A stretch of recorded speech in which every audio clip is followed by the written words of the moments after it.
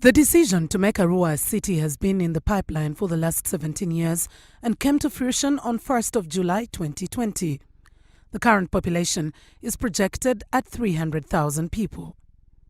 In creating the city, Arua municipality's borders were expanded to bring on board Aivu County that is represented by Bernard Atiku in Parliament. The city stretches from Lia to Riki, covering 401 square kilometers, up from the original 11 square kilometers of Arua municipality. This has cast doubts on whether the government will have the resources required to develop the new city. For instance, although Arua municipality was allocated 23.2 billion shillings in financial year 2019-2020, only 27.5 billion was budgeted for the operationalization of the new city in the financial year 2020-2021. Kassiano Wadri Ezati, the Arua Municipality Member of Parliament, revealed local leaders held a meeting with a senior planner and a commissioner from the Ministry of Local Government to deliberate on the areas to constitute the new city.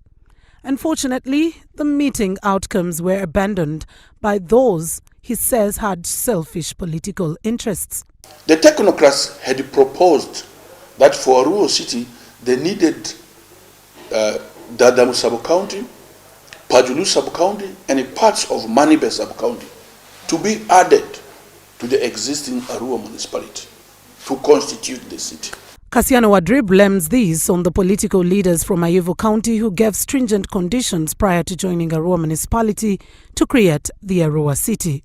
But my brothers and sisters, the political leaders from the greater Aivu, emphatically in that meeting said they wanted the whole of Aivu County to form part of the city.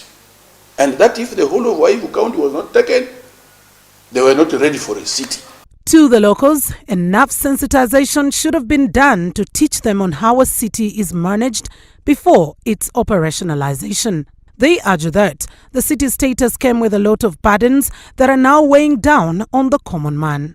I can say the technical error should have been something which was politically motivated to make it a technical error. But the city is too big. I will do everything within my reach to make sure the size of this city is reduced, because I do not want to remove the bodies of my parents, especially my father, where we have buried them in that village, but to take it to some other village. As who?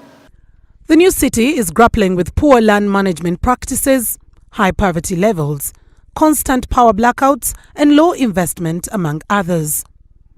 Bernard Atiku, Member of Parliament for Aivu County, and who has been at the forefront of the process, downplayed the concerns in an interview with NBS, claiming sentiment was politically driven.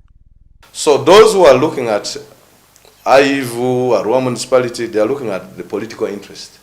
But me, I'm looking at the economic interest that is going to surpass the entire Aivu, that's going to go beyond Terego, that's going to go beyond Maracha, up to Koboko, up to Yumbe, where the land is available.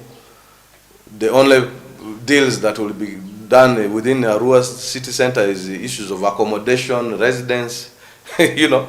Unless people wanted to defeat the idea that Arua should not have a city, those actually who argue that the size is big are people who are saying we don't want the city. For now, residents are torn between excitement and anxiety over the cost of running the new city. Many pray the decision turns into a blessing rather than a curse. Mildred Tuhaise, Nalwadan Sanji, NBS, Live at 9.